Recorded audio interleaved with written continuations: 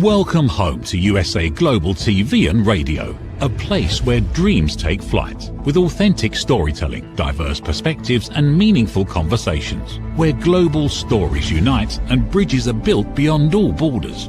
Discover world-class education, entertainment, hope and inspiration. Together, we're building bridges worldwide. Subscribe to our channel, USA Global TV. Download our app, USA Global TV. Be our guest or join our team. Visit usaglobaltv.com. Thanks to our founder and executive producer, Dr. Jacalyn Kerbeck. Music score by Yeffy Tang from Cloud Road Music. Voiceover artist Mike Porter. Creative direction by Paul Garcia. USA Global TV and Radio, your home for global connection. All rights reserved. This video and its contents are the exclusive property of USA Global TV and Radio. Unauthorized use, duplication or redistribution in any form is strictly prohibited. Good morning, good afternoon, and good evening. This is USA Global TV and Radio. My name is Dr. Jacalyn Kerbeck, and welcome to another fabulous episode of A Woman's Prerogative. Hello to all of our friends across the world, and a special hello to our friends at E360 TV. Today on A Woman's Prerogative, we're going to be talking about the standard you walk past is the standard you accept.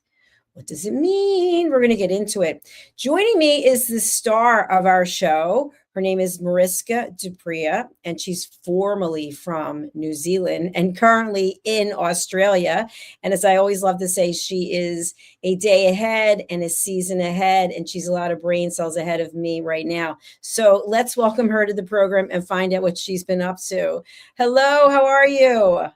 Hello, I am good, thank you. And I am so glad that your brain cells has the timing as well as the place in order this time around. Yes, absolutely. So we can tell by the way that we're dressed. I'm wearing a heavier jacket because we are in winter, and you are wearing something lightweight because you are in summer. So that always amazes me. And when people don't have the opportunity to travel the world, you don't actually get to experience all the different time zones, which is really pretty cool. That is very, very true. We have so many different experiences, at least in Australia and in the US. We have summer and winter and autumn and spring. But there's some places in the world that only has, well, they think they have winter, but it's not really winter because they're on the equator, typically very hot. And then there's other places that has normally winter all the time. Like Absolutely. Well, what I can share is that it's always red hot right here on A Woman's Prerogative. So before we dive into our topic today about standards, would you please share with our audience who's joining us for the first time or maybe even coming back, how do you help people? What does that look like? And who's a great client for you? So how I help and how that looks like is I work within the leadership development space. So if you think about becoming a leader, you might be a new leader stepping into that leadership space and not quite sure about how this works yet and trying to figure out how to get your team to do stuff instead of you doing the things and feeling that's actually a lot easier than giving things to the team. That's where I can help. That's the one place I can help. The other place is also where we step into higher leadership roles. It changes, it evolves. There's other things that we need to take into consideration and think about, and ways of interacting and integrating and taking our bigger teams along with us. So that's the second place where I can help. And I do this through trainings, and I also do this through coaching, where we integrate the learnings, because I know, like me, you guys have access to loads and loads and loads and loads of podcasts. We also have one on USA Global TV and Radio where I speak specifically about leadership. And even though we have all that knowledge in our heads, it doesn't always sink into our visceral experiences. So that's where coaching comes in, and where we can help to make it more alive for ourselves. And that is places where I help out within my leadership space itself, been a leader almost whole life myself. So there's different tips, tricks, and potentially experiments that we can get up to. Ooh, inquiring minds want to know. Uh-huh. All right, let's delve into the topic today. So, to me, when someone says the standard you walk past is the standard you accept, this means to me that whatever behavior, however you're being treated, whatever the performance level is, whatever your surroundings are, and you do nothing about it, that becomes your new normal. And I really feel like this applies in every area, whether it's relationships or business or leadership or self-discipline. When you walk around something and you pretend it doesn't exist, that's your new normal because you didn't do anything about it. What are your thoughts about what I just shared? I agree. So for me, when I read, and yes, Dr. Jacalyn didn't tell me up front that this is going to be our topic. So when I read our topic, this time, my brain automatically went to my engineering and project management experience, because in that space, when we have a project that we are running, or even safety, if you think about your safety procedures and certain things that we need to be doing but don't always do, if we as leaders walk past that, and we look at it, but we don't do anything about it. We don't address the person. We don't address the situation. And it doesn't necessarily mean we need to discipline. We do need to let them know that this isn't what we actually require, and also what it is that we require. So setting that expectation clearly. If we don't do that, it is as stated in the title. We are accepting that standard. And next time, like all human beings, we want to take the path of least resistance, right? So if we can do less and achieve more and take shortcuts of some form of short, then that's what's going to happen, which also means we might bend the standard rules, we might shave corners off of some sorts, and we might get ourselves into big trouble if we continue doing that. So that's what came up for me, Dr. Jacalyn, when I read the title, and I can see how this will definitely also apply to our relationships, boundaries that we set, conversations that we might have, and in all other areas of life. So I can't wait to explore this a bit more. Well, Mariska, both of us work with people. We have clients and we help them in many ways. And one of the things that I will hear quite often is that someone's really tired of something. They're sick and tired of something, yet they don't want to do anything about it, or they wish it would just go away. They wish they could just go to sleep and wake up and it would all be gone. And my mother used to talk about having a magic wand. She would say that all the time. If only I had a magic wand that I could make it all go away. And from a fairy tale perspective, when we're children, that's kind of nice, right? Just to have a magic wand and everything will go away. But we know that it takes work. So my question for you is, when someone is truly unhappy with their circumstances, whether it's, let's say, their living conditions, or even the way they take care of themselves or their relationships, and they literally decide to bury their head in the sand and do nothing, what do you think is going to happen? Well, what's going to happen is nothing's going to change. I mean, if we don't change something, nothing will change. We will just stay at status quo. And the big thing, I think for me, the thing that comes to mind is our systems, right? It doesn't matter whether you think about yourself, your body, your brain as a system, or systems in general on the planet. We all want to conserve energy. So we don't want to spend energy. It's very expensive to get hold of the energy, and then we don't want to spend it, right? So we want to do as little as possible to get as big as possible of a reward for it. And that is why our brain typically forms habits. So if you think about writing your name, right, with your dominant hand. So just take your pen and write your name in cursive with your dominant hand. So once you've done that, transfer the pen to the other hand, and now write your name in cursive with your non-dominant hand. Right. So if you evaluate those two experiences, which one was the easy one? The dominant hand. Which one was the really difficult one? You most probably had to think about it and concentrate a lot. The non-dominant hand. It's because our brain already has a pathway that makes it easy for us, so we are not spending a lot of energy. And that is why it formed the pathway. You had to spend more energy on that when you were little, right? But now the pathway is done, so you don't have to really think about it. And you have spent years and years and years writing your name without really having to spend a lot of energy.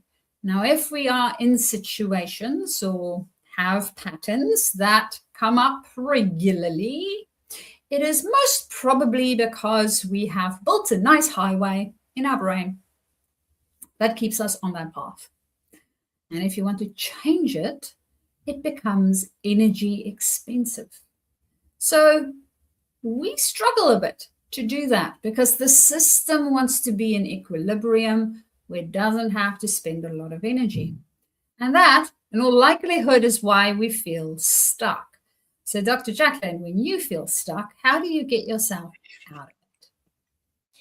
It's so interesting because I shared this before, but today is day 33 that I haven't had any sugar or alcohol. And I've had so many crazy things come up during the last 33 days that at any point I could have been like, you know what?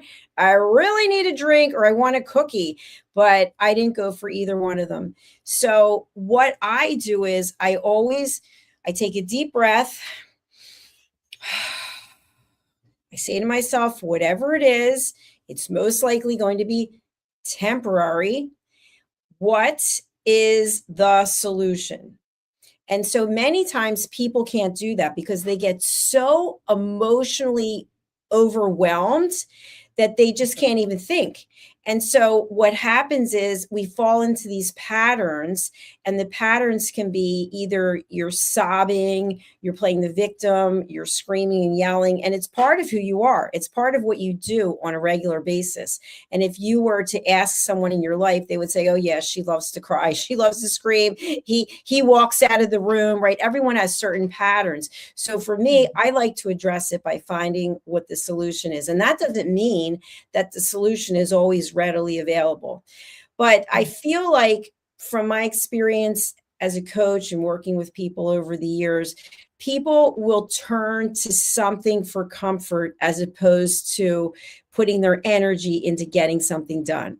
So if you think about it, I know for me, I've worked out for most of my life. And so sometimes I was working out maybe 4 or 5 hours a day because I was just using the workouts to get rid of stress or maybe even just hiding in the workouts. And so that's what we do. We find something, anything to do to take our mind off of what it is that needs to be done. And I'll give a basic example. Somebody shared with me recently that the garage in this person's house really needed to be cleaned out. And this person just kept putting it off, literally putting it off for months and maybe even a year. But it was always in the back of this person's mind. But yet he would go into the garage and see that it was in a state of disarray and just be like, you know what, this is the new normal. This is what we're going to accept. And so once that happens, the likelihood of continued dysfunction in other areas is probably going to get higher because we've taken our standards and we've just kind of like just shifted them. But I do think, and I'd love you to comment on this, that wherever we put our attention becomes our priority. Mm-hmm. I definitely agree with that, because even if I think about in terms of business, again, right? We typically in business have stuff like KPIs, key performance indicators. So what is a KPI? It's basically a thing that keeps our attention to that specific point. Now, there's ways of setting them up where they can actually work and we get the behaviors that we want. And then there's other times where we set them up and they're not very functional. So that's not what I want to discuss, but it is really around what is that standard that we have set for ourselves, right? And how are we implementing that for ourselves in our own lives? And when it is our standard, so if it's my standard, I don't expect other people to now all of a sudden miraculously abide by it. That's not going to happen, right? It's my standard. It's not their standard. So I need to decide, where do I draw the line? What, for me, with this standard, how flexible am I? Is this something that is an absolute no-go? And if somebody's going to cross that line, then forget it, not even talking to you anymore, which is quite severe. Or is it very, very, very, very permeable and flexible? And it doesn't actually look like there is anything, which only means I get frustrated to no end. So when you think about people pleasers, for example, people that has a tendency to want to please others all the time, and they don't take their own needs and value into consideration, typically boundaries for them are very permeable. They don't have rigid boundaries. They have very, very flexible boundaries, or sometimes not boundaries at all. Whereas you get other cases where a person can be very stubborn. And for that person, that boundary might be very, very rigid, but it's still their boundary, right? We can choose our own boundaries. And that's, for me, that's always the fun of it. The standards, that's what this sentence say. The standards, you, not someone else, you are setting, right? So it's not somebody else's, it's yours. And the ones that you walk past are the ones that you then accept. And to me, if we pay attention to things, that's really important to us, right? That's something that came into our awareness field for a reason. And we need to start paying attention to them so that we can see, what is it that's working? What is it that's not working? And all boundaries or all standards doesn't necessarily need to be the most rigid on the planet or the highest on the planet. You can decide where your standard is going to be, which also means you decide what you are walking past and what you are not. And Dr. Jacalyn, to the point of the person in the garage situation where they had a situationship with cleaning their garage, for me, it's occupying brain space. I mean, it is occupying physical space that you need to clean, but it is also occupying brain space because now you're forever thinking about it and you're wondering about it and it's annoying you to no end. So it has emotional impact as well. Whereas if I just go and I clean it out, it feels so much better. I can just feel how a clean garage will feel like. And that's a good feeling. So I'm on your team of just work out how to sort it out and just get it sorted out. Get it sorted. See it, say it's sorted. That's what they say on the subway in London. So what I'd like to talk about, when you think about mental capacity and how much we actually have space for, there are many times when we, especially women in business, we don't say anything because if we say something to another person, that's going to take a lot of time and space that we don't necessarily have because we're running businesses, we're meeting with clients, whatever the case might be. But what ends up happening more times than not is that we secretly become very resentful. We're resentful because we're witnessing behavior that we actually detest, but yet we don't speak up or say anything because we don't want to go down that path. And what it reminds me of is when you think about the expression skeletons in the closet, I envision this like closet. And then, if you open the closet, they're all going to come falling out and you're going to have to go down memory lane from now until the beginning of time. And that takes a lot of energy and time. So I know for me, I am one of those people where I will not take us back to the beginning of time. I don't actually like to live in the past. I don't like to revisit what happened 20 years ago or 15 years ago. So I'm obviously not a historian. I am not studying history. I am living in the present. And I don't judge anyone who is, because that old expression, history repeats itself. But Mariska, what would you say to someone who came to meet with you and shared with you that during the course of their work, they are unhappy with a lot of things that they see, maybe with their coworkers or in their circle, and they don't say anything because they don't want to open the door to the skeletons? Well, I would first ask them, what's the impact that is having on you? Because evidently, remember at the beginning of this conversation, we said we want to conserve energy. And it might be that we perceive this conversation, potential conversation that we are going to have. And this is a perception. We don't know for sure. We have a perception that the conversation that we might need to have with our colleagues so that we can get into a place where it is better for us to work in will take too much energy. It's a perception. We don't know. We can also, as you said, Dr. Jacalyn, choose whether we want to open that door and let all the skeletons fall on top of us, or close the door and go, you know what? I have learned the lessons that I needed to learn from said skeletons. I don't need to open the door. They are buried 9 feet under, so they can decompose at their own gentle rate, and I don't have to worry about them anymore. So it's all about what we are almost anticipating. What's the thing that we are anticipating and making up in our minds? So we are now taking some of our past experiences that we might have had or might have seen others have, and then we are projecting them into the future, and now we are feeling stuck. Like, well, yeah, you have 2 pieces that's pulling on you. You are in the center and you have past and present things that's pulling on you, and the only thing that's making them pull is your own brain, because nobody else is doing it for you. It's just you. So firstly, what's the impact on us? Well, if I think about that situation, it feels really tense for me personally inside of myself. And if I have that feeling, right, we also emit emotions all the time. You never stop.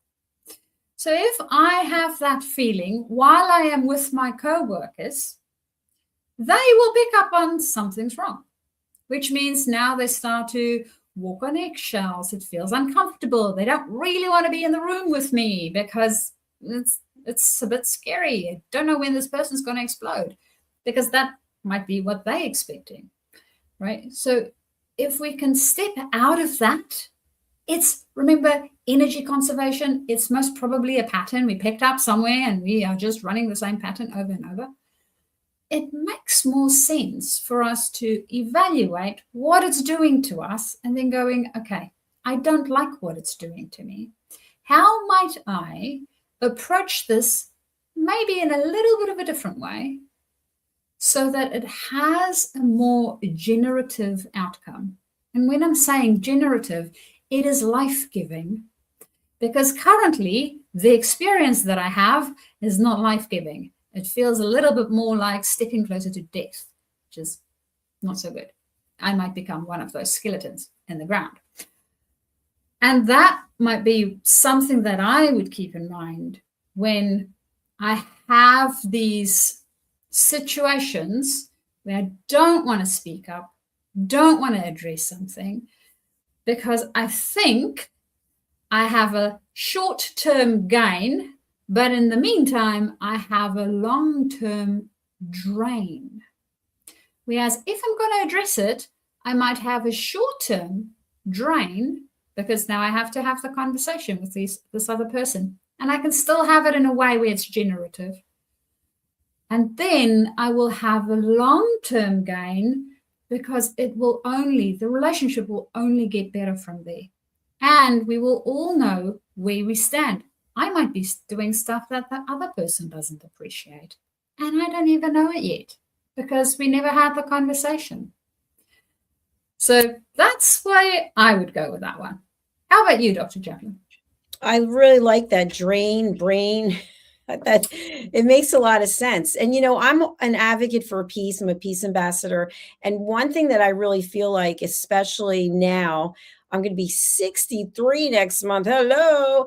Anyway, I really feel like peace is one of the most important concepts for me. And I want to be in a peaceful state of mind. And so that being said, I also feel that not everyone that we have in our lives or that we encounter has earned the right to have access with us. And that's not from a place of ego. That's from a place of setting boundaries. So when we have no standards, we will just give all of our time away. And at the end of the week, we're kind of like, wow, I didn't even get anything accomplished. I heard a lot of horror stories and I had a lot of arguments, but I wasn't very productive. And so I feel like standard setting starts with us, with creating boundaries of what we're going to accept and what we're not going to accept. And if a person wants to be coming from a place of peace, which I really feel like the older we get, the more that's important. Instead of being right, instead of being in control, it's like, no, I'm living a peaceful life. We don't have to explain ourselves. And what I've witnessed is sometimes people will not just explain themselves, they'll over explain. They'll go over and over. They'll just keep defending themselves. And I just shake my head and say, why? Why are you doing this? And that's a standard that you're setting, basically saying, you know what, when something happens, I will be the one who will step up and just make a lot of excuses and keep explaining them away. And the other person gets to know that. And it's kind of like a seesaw of power. And so to me, I want to step away from that power struggle and just be in a place of peace. If only the whole planet could be there. But we are not, as you said, all there yet, right? We are working towards it. So, and sometimes it takes a bit longer for some than others.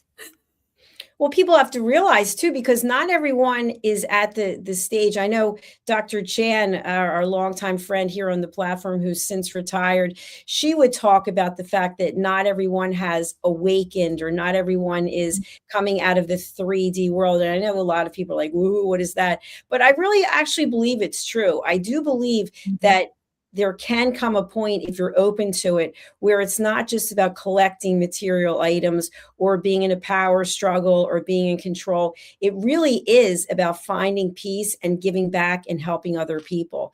And I think once a person moves into that state of being, that state of mind, things really start to change. And that's when I think you don't just walk by things or leave things unattended to, because that does become the norm. And then you have to go undo it and then go back into that 3D world. What do you think? Yes, it is really around our state of beingness, I think.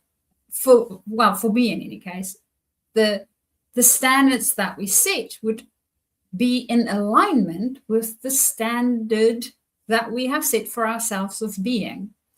And if we are being in a place of peacefulness, of being, I want to almost say, at one with the rest of the universe, humanity, everything around us, there's different standards that we will have than when we are in a space of competition. Even when that space of competition is only competition with ourselves, that doesn't really matter. It's still that tension that we feel.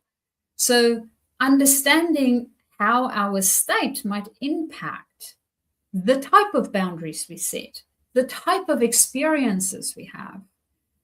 And to me, it reminds me a little bit of I think it is in quantum physics, where they have found that the observer influences or impacts the observed.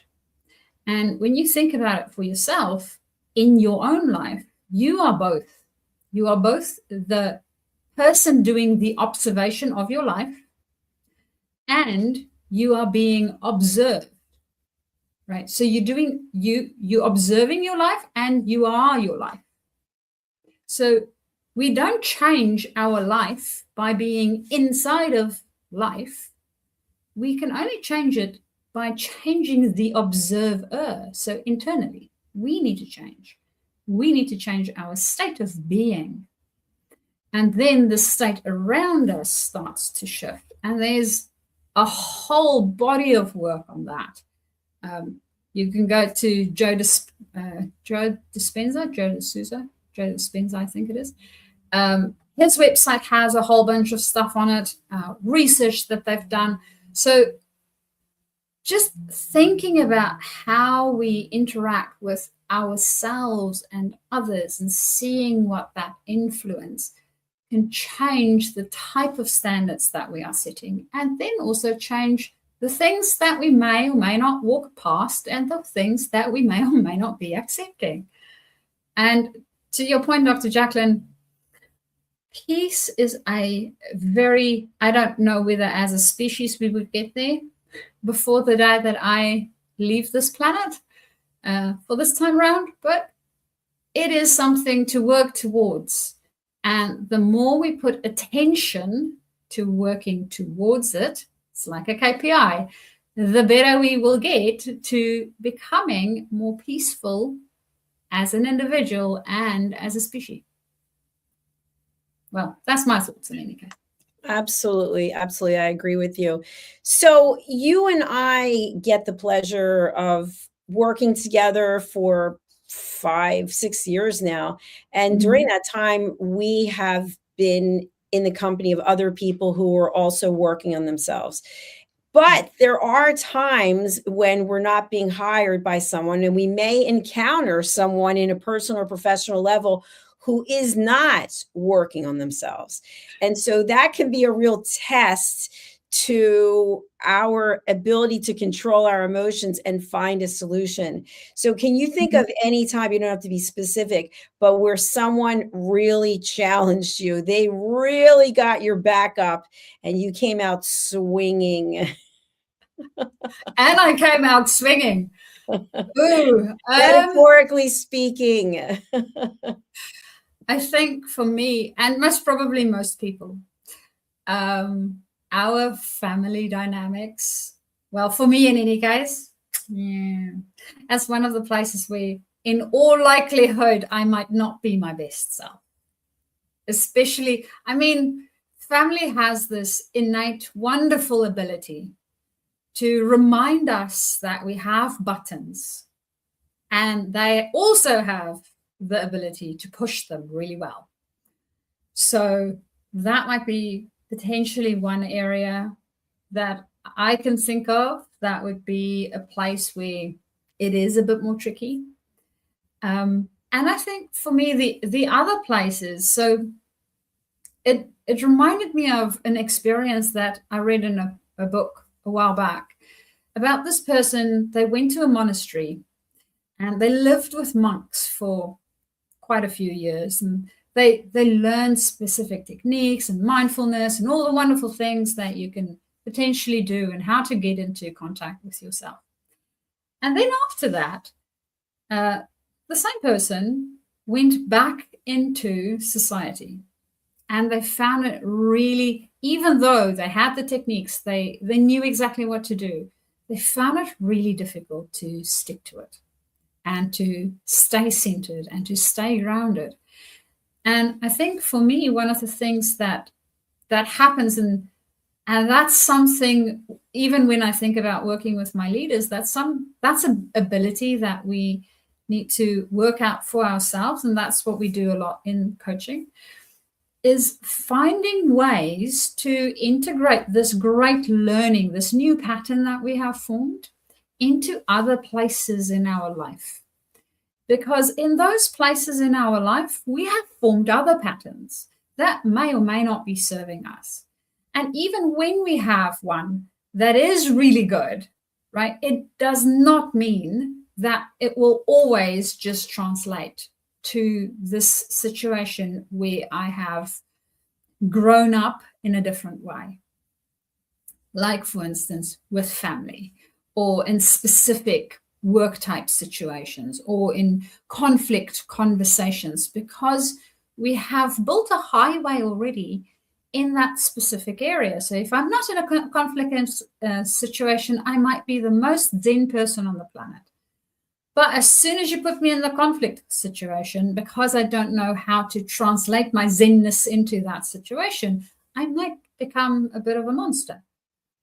And that goes for everyone.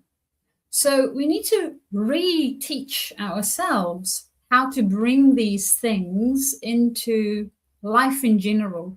And I have to say, Dr. Jacalyn, I think that for me, speaking of places where I might have gone out swinging, instead of using my zenness that I know is in there, family comes to mind. How about you? Yeah, I think that's a great point. I think it's really anyone who knows how to stick the knife in and twist, and especially when there are issues that you thought were resolved and yet they come up over and over and over again, and those statements of, remember when you said this, remember when you did that. And after we've worked on ourselves, it's kind of like, no, I actually don't remember because I don't go back there. But yet there's some people who want to live in the past, and we could do a whole show just on that.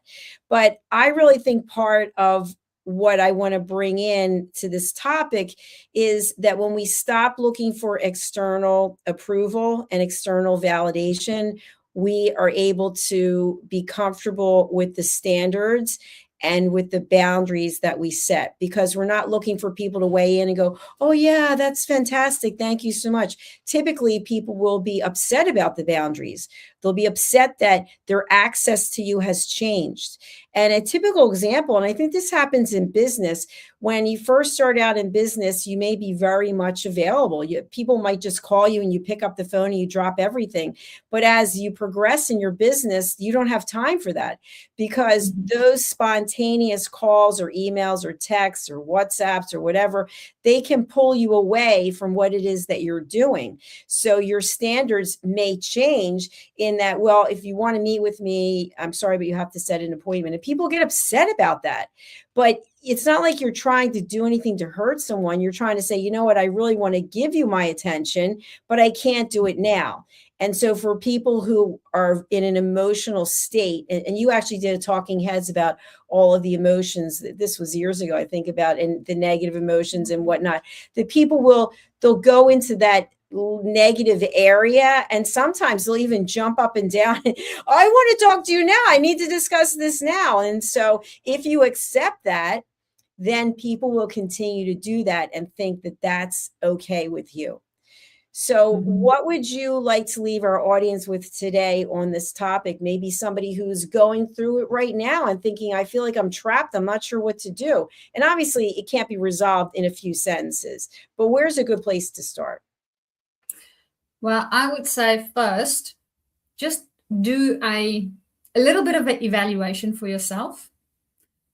What standards are you walking past? One, what's the standards, right? Just get clarity on that. What's the standards? What is it that you actually want to have? So whether it's boundaries, whether it is standards of living, whatever it is, what's your standard? One. And then two, how are you actually interacting with this thing? How often are you walking past it? Are you just accepting it, not accepting it? What's happening with it? So that you have a clear view as to how you are living the thing. And then once you have that, you can start working on it. But I think for a lot of us, I mean, even if you apply this to exercise, diet, you can apply to anything. A lot of the times, we don't even know what's the status quo at the moment. We just know that it's comfortable, right? Great, it's comfortable. But what actually is it? How much of what am I putting into my body if I'm looking at a diet thing? How much, if any, exercise am I doing, right? I might know a thumb suck, but I don't have accurate values. And remember what Dr. Jacalyn said earlier about our attention. I can't put my attention on something and get value out of it if I don't have accurate data to it. So first get that sorted out, and then we can start and see how do we want to set things up from there. How about you, Dr. Jacalyn? What would you leave people with? I think the acknowledgement of what's going on, if you find that you are constantly in a state of feeling empty, lost, isolated, alone, start to look at what it is that you do have in your life that brings you joy, and what are the things where you can set boundaries. And then when you look in the mirror, do you actually like what you see? Or are you continuously saying how much you hate everything? I like to turn it the other way and look at all the positive things that I have. And then all of a sudden those negative things don't seem to really matter as much. But look at where there's dysfunction in your life and what is your role in it, because we always play some role. And sometimes that role can be that we keep putting up with things that are making us unhappy. So change it. You actually get a choice. And so that's a big deal compared to robots, for example, right? They're programmed to do certain things, or if they go out on their own at some point, we're not going to talk about that now. But we as humans do get to make choices. So the standards that you're walking past are the standards that you're accepting. So maybe stop and not go forward and address it and do something about it. Well, between that, I am sure our listeners will find some ways of not walking past their standards anymore, hopefully. Absolutely. And for those of you who are joining us for the first time, this is a live television broadcast that you can watch on our YouTube channels. I will bring up the graphic. We have 2 YouTube channels. They are USA Global TV and Radio and Dr. Jacalyn Kerbeck. The show is being streamed there live. And starting at the top of the hour, it will be on E360 TV. We'll go to LG, Samsung, Roku, Android devices, Amazon Fire, and a bunch of other places. And of course, we're on social media. So wherever you're watching, please do follow us, like us, tell other people about us, and subscribe. Mariska, we're going to bring up your website and also your LinkedIn. Tell people more about it. So if you would like to work with me in any of the places that you are leading, this might be formal leadership or informal leadership, because we also lead our own life. You are more than welcome to do so. You can get a hold of me via my website. So as you can see, my website is journeytodiscover.com. So the 2 is a number 2. You can also get hold of me via the little information page or contact me page at the bottom that Dr. Jacalyn is showing. Thank you, Dr. Jacalyn. And you can also email me. So my email is Mariska, Mariska, at journey, journey, 2, the number 2, discover, discover.com.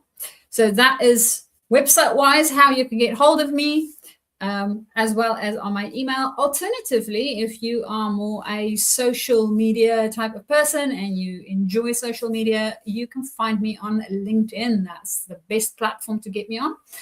And there, I'm Mariska Dupree, and you can basically send me a direct message from LinkedIn, and we can start our conversation. Whether you are stepping into leadership or you are stepping up in your leadership journey, I would love to hear where you are at and how we can make sure that you also become the leader that you wish you had.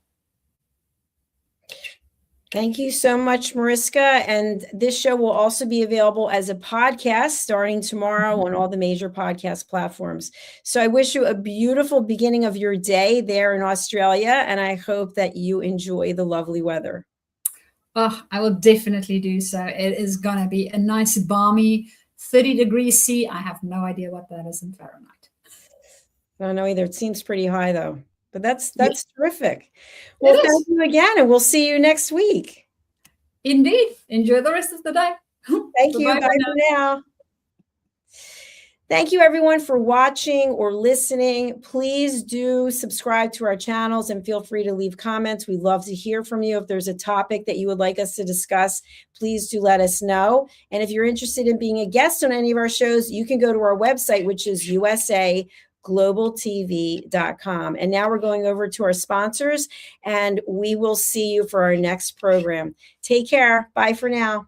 USA Global TV and Radio proudly presents Tracy Cram-Perkins, a dementia caregiving survivor teaching how to balance care with peace of mind. #1 resource for dementia caregivers. It's the book Dementia Home Care: How to Prepare Before, During, and After. Over 17,000 copies sold of this must-have guide. And now a testimonial from Tracy Smith. If I was to describe this book to someone who is going through a similar situation, I would underscore how important it is to have some sort of a tool or a guidebook to help you through certain stages. And there's so many, it's such an unknown topic to the average person. And to have this as a reference is essential. It's going to help you get through it personally, as well as help your loved one manage. To learn more, go to tracycramperkins.com. Tracy Cram-Perkins is an award-winning author. She's also the host of Dementia Home Care television show. Watch it here on USA Global TV and Radio. Is it true? Is it kind? Is it necessary? In a world quick to judge, one book dares to reveal the hidden cost of silence. Discover Holy but Harmful: The Silent Sin of Judgment, How Hidden Judgments Destroy Relationships and Damage Lives by Dr. Jacalyn Kerbeck. The Amazon #1 bestseller that's transforming the way we understand ourselves and the way we see others. Pick up the companion workbook to uncover your own hidden judgments and learn how to break free from them. Available now on Amazon and at fine bookstores worldwide. Thank you, viewers and listeners of USA Global TV and Radio, for joining us today. We're honoured to have your time and attention as part of our global community. At USA Global TV and Radio, we believe in the power of authentic conversations, meaningful connections, and creating a world of possibilities together. Want to be part of something bigger? Join our team of elevated listeners at usaglobaltv.com, a space where your voice matters and your ability to listen transforms relationships. Stay connected with us across all our platforms for thought-provoking discussions, expert insights, and empowering stories. Subscribe to our channels at youtube.com/c/USAGlobalTV.